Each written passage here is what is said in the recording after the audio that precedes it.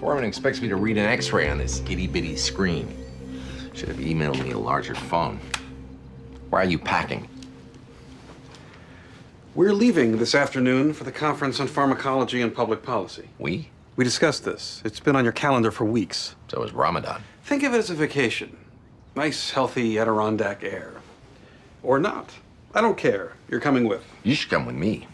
State pillow fighting championships. Dollar beers, wet t-shirts. In the words of the philosopher Eddie Money, I've got 2 tickets to paradise. House, when you moved in, I promised your therapist I'd be here for you. I can't be here if I'm there, unless you're there too. So it's not a discussion. Fine. I'll let Foreman know that the 16-year-old patient with a severe edema can wait. Relax. I got no idea what's wrong with her. So odds are not fatal. Still not going. There's a lot to be done before the weekend. Should take papers home with you. Unless you're not going to be home. Unless you were, for example, going to a medical conference. I'm driving up with Wilson. Me too. You aren't on the registration list. I love that you checked. But Wilson said... Did I have a case? Yeah. You're authorizing the discharge right now. That was a metaphor.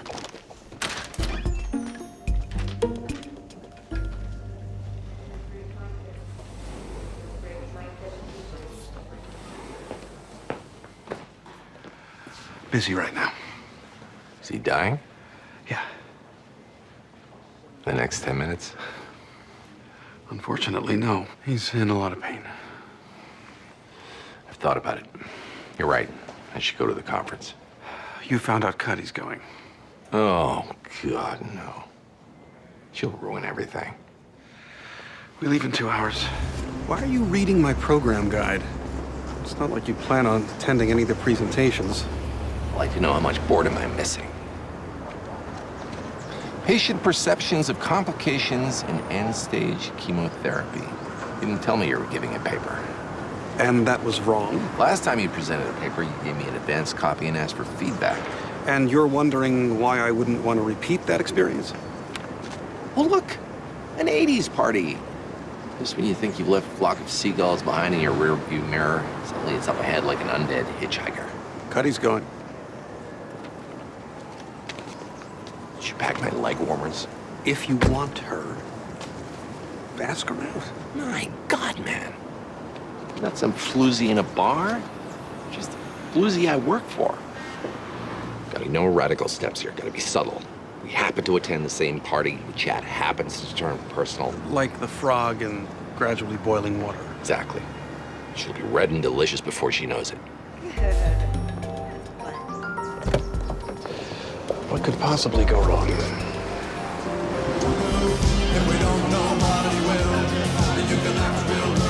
House! 1980. Sure. They weren't specific.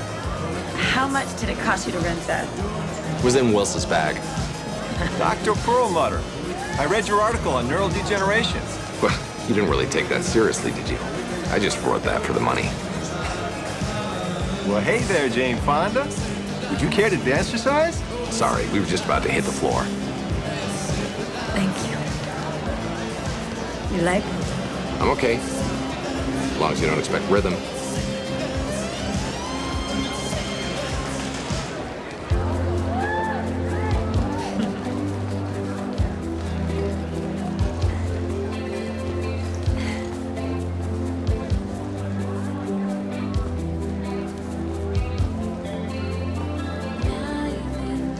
Remember the last time we danced? Med school. Week we met. No. I saw you. Endocrinology. Tracked you down to the hoedown. I meant, we met before that. In the bookstore.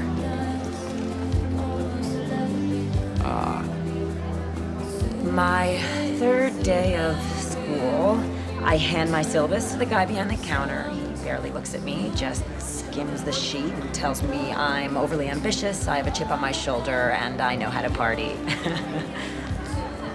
I'd forgotten you knew how to party. I said, you're making that up. And you said your class schedule is overloaded, but none of your classes are before 11, and no one takes Professor Lamb's course unless they have something to prove. Because Professor Siegel covered the same ground and was the easier grader. I tracked you down. Endocrinology, the party. And one thing led to another. And then it didn't. I wasn't gonna call you. No, don't do that. There was no expectations. I was just as I was into gonna it. come see you. Figure out where things would go from there. That was the morning I got the call from the dean, and I was expelled from my first med school, and it didn't seem any point. I should go to my room, review papers for the infectious disease panel.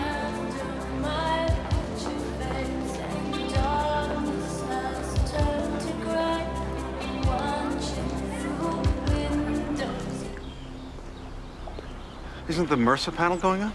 We got kicked out. She started crying. Yeah, well, discussions of urinary catheterization will do that to me, too. The babysitter had an emergency. Oh, how did you like 80s night?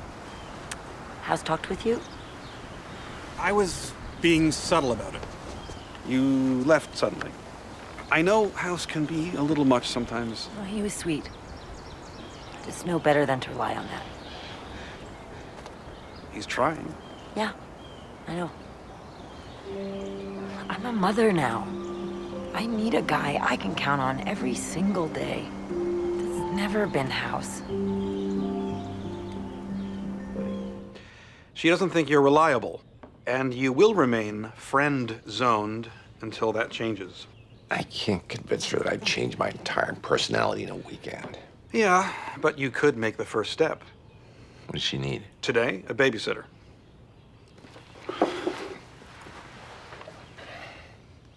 What are you thinking about? Fjords. You see, seriously, I know this is out of your comfort zone, but don't scheme. Don't. Just do the deed. You tell me that I've got to show her I've changed, and yet you act like you don't believe I can. I can't convince my best friend. I'm sorry, and I didn't mean. I didn't mean.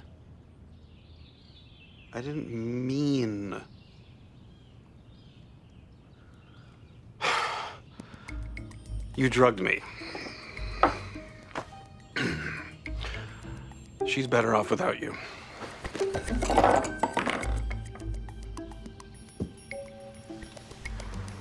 Words can hurt, you know. Maybe you could use a babysitter. Actually, I've got her in daycare downstairs. Oh. Great. Maybe later.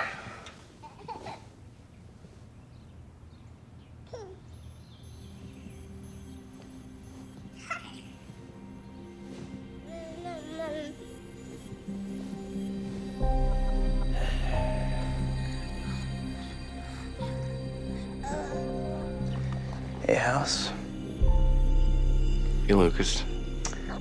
This is awkward. A bit. That awkwardness would probably go away if I left.